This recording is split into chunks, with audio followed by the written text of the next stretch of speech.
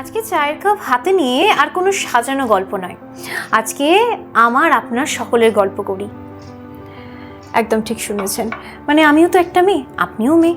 তো চলুন আজকে কিছু সাজানো গল্পকে বাদ দিয়ে, রূপকথার গল্পকে বাদ দিয়ে একটু বাস্তবায়িত কথা বলি, শুধুমাত্র আপনার জন্য আর আমার জন্য। সকাল থেকে রাত পর্যন্ত সমস্ত কাজের মধ্যে কোথাও যেন নিজেদেরকে সময় দেওয়াটা ভুলে গেছি না। আচ্ছা ভাবুন তো, এই সাডেন আমরা নিজের স্কিনে একটা পিম্পল দেখলাম কিংবা অয়েলি স্কিন, তার থেকে ড্যান্ড্রফ, আর এইসব দেখার পর আমরা প্রথমে কি করি বলুন তো? স্ক্রোলিং। কি স্ক্রোলিং? কোন সিরাম বা কোন ক্রিম পাবো যার জন্য আমার পিম্পলটা গায়েব হয়ে যাবে, কিংবা মার্কেটে সার্চ করি কোন শ্যাম্পুর রেটিং ভালো যার জন্য আমার ড্যান্ড্রফটা যাবে। কিন্তু কখনো ভেতরে আমরা দেখেছি চোখে যে আমাদের ভেতরটা পরিষ্কার আছে কিনা? আদৌ কোথার থেকে যে এটা শুরু আর কোথায় শেষ সেটা কি জানি? মানে আমি চারা গাছ লাগাচ্ছি, সেটার মূলটা যদি আমার শক্ত না হয় তাহলে গাছটা যতই সুন্দর হোক সে তো ঝরে পড়বেই। সেটা কি ভাবি মূলটা কোথায় আছে? তো চলুন না আজকে আমার আপনার সকলের সেই মূলের দিকে যাই, মানে সেই গাছের মূল যেমন হয় আজকে একদম নিজের ভেতরের দিকে যাই। তো চলুন একটু নিজেদেরকে তাকিয়ে দেখি, একটু ভেতরটা ঝেঁকে দেখি। আর তারপর আমরা তো নারী, আমাদের আরও একটা পর্যায় যেটা সকলের থেকে একটু আলাদা, মানে মাসিক ধর্ম, পিরিয়ড টাইম।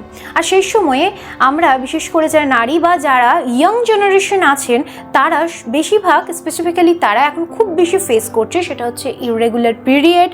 তার সাথে পিরিয়ডের টাইমে প্রচণ্ড পরিমাণে পেটে ব্যথা, তার সাথে অ্যাকনি-প্রোন স্কিন, তার oily skin, dandruff, suddenly weight বেড়ে যাওয়া, ওয়েট গেইন করা, তার সাথে unwanted body and facial hair, যেগুলো কিন্তু আমরা না চাইতেও কিন্তু আমাদের সঙ্গে একটা সঙ্গী হয়ে এসেছে। কিন্তু যখন এগুলো হয়, অর্থাৎ ইররেগুলার পিরিয়ড আর তার সাথে পেটে ব্যথা, প্রথমে এই সব জিনিস দেখলে কিন্তু আমরা দৌড়ে যাই ডক্টরসদের কাছে।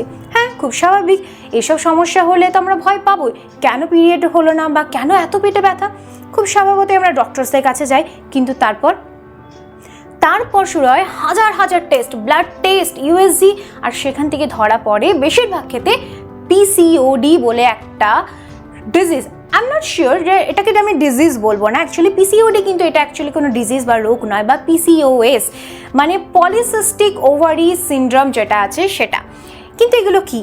আমাদের ওভারিতে আমরা সকলেই জানি যে আমাদের মেয়েদের যে সিস্টেমটা আছে, সে ওভারিতে ছোট ছোট কিছু সাবুদানার মতো সিস্ট দেখা দেয়, কিন্তু এটা ভয় পাবার কিছু নেই, এটা কিন্তু বাড়ে না।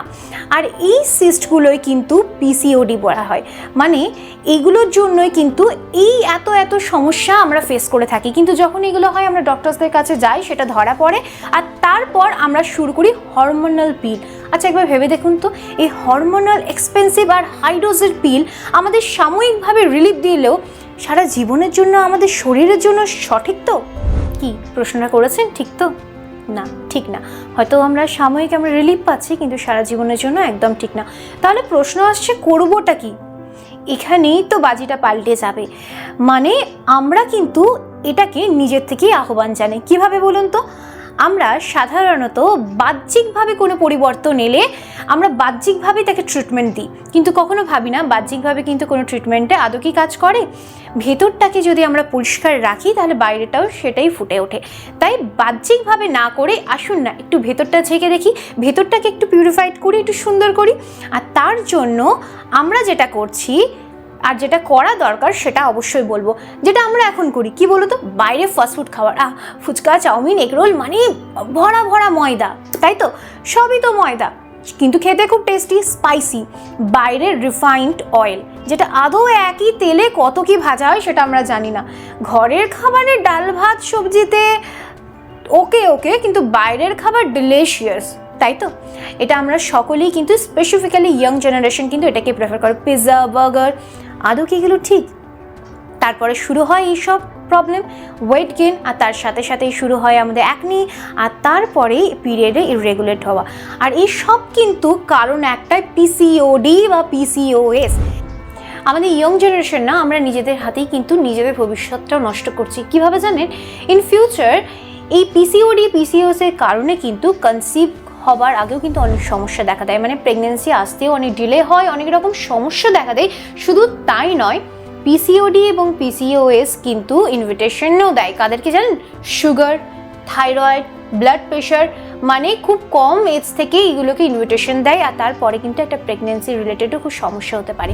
তাই নিজেদেরকে যদি একটু যত্ন আর একটু সচেতনভাবে রাখা যায়, তাহলে এইসব দামি দামি রিক্সি হরমোনাল পিলস, এইসব নানান টেস্ট, এইসব থেকে কিন্তু আমরা নিজেদেরকে বিরত রাখতে পারবো। তাই আপনার সুস্থতা কিন্তু আপনার হাতেই আছে। তাই একটু সময় নিজের জন্য যদি বার করা যায়, তাহলে কিন্তু আমরা নিজেরাও সুস্থ থাকতে পারি, শুধু আজকের জন্য এবং ভবিষ্যতের জন্য। তাই একটা ছোট্ট পদক্ষেপ আমাদেরকে একটা সুন্দর জীবন দিতে পারে। কিন্তু এবার ভাবছেন যে তাহলে হরমোনাল পিল যদি আমাদের জন্য ঠিক না, তাহলে কি ঠিক, কি করতে পারি? আমরা নিজেদেরকে নিজেরাই সুন্দর করতে পারি। কিভাবে? আসুন তো সেই বিষয়ে একটু কথা বলি। মানে ভাবুন তো, একটা সুন্দর ঘুম, যেটা আমরা ফোনেই অর্ধেক রাত কাটিয়ে দিই, সেটা না করে যদি একটা 7 থেকে 8 ঘন্টা অ্যাডিকুয়েট একটা স্লিপ দেওয়া যায় নিজেকে, তারপর খুব সুন্দরভাবে উঠে যোগা এক্সারসাইজ কিংবা ফ্রি হ্যান্ড এক্সারসাইজ, জিম, যে যেটা প্রেফার করে, নিজেকে অন্তত হাফ অ্যান আওয়ার যদি সেটাকে টাইম দেওয়া যায়, তার সাথে যদি ময়দা, চিনি আর যেসব বেশি ভাজাভুজি মানে অয়েলি আর সুগার, অবশ্যই যে কোনো সুগার হোক, চিনির মধ্যে যে কিছু পড়ছে, যাতে মিষ্টি হোক কিংবা বাইরে প্যাকেজ ফুড হোক, সেগুলোকে যদি একটু অ্যাভয়েড করে চলি, মানে যদি আমার খাবারে ভাত বেশি না নিয়ে ভাতটাকে একটু কমিয়ে যদি ডাল, সবজি, স্যালাডটা একটু বেশি রাখি, পেটটা তো তখনও ভরে, তাই না? একটু জাস্ট খাবার পরিমাণটা একটু এদিক ওদিক যদি করে দিই, মানে আমরা মিলে যেই প্যাকেট ফুড, চিপস, কুরকুরে বা যা কিছু থাকে সেগুলোকে অ্যাভয়েড করে যদি একটা করে ফ্রুটস দিনে আমরা ইনটেক করতে থাকি, তার সাথে অবশ্যই মাথায় রাখবেন 4 লিটার জল যদি আমরা ইনটেক করি। স্পেসিফিক্যালি আপনি টাইমটা মাথায় রাখবেন, সকাল থেকে সন্ধ্যে 6টার মধ্যে অন্তত আপনি বেশিরভাগ জলটা আপনি পান করবেন। সন্ধ্যে 6টার পর থেকে চেষ্টা করবেন কম জল পান করার। আর তার সাথে সাথে দুশ্চিন্তা থেকে একটু যদি দূরে থাকুন, একটু রিলিফ থাকুন। আর তারপর তো আছেই নিজেদের যত্ন নেওয়া, নিজেদেরকে ভালোবাসা। মানে শেষ পর্যন্ত কি দাঁড়ালো বলুন তো, যে এবার কিন্তু ইররেগুলার পিরিয়ড, পেটে ব্যথা কিংবা অ্যাকনি বা ড্যান্ড্রফ বা ওয়েট গেইন, ফেশিয়াল হেয়ার দেখেই মার্কেটে বা স্যালনে বা পার্লারে যাওয়ার আগে নিজের ভেতরটাকে সুন্দর করুন। এইসবের জন্য কিন্তু নিজেকে সুন্দর আপনি নিজেই করতে পারেন।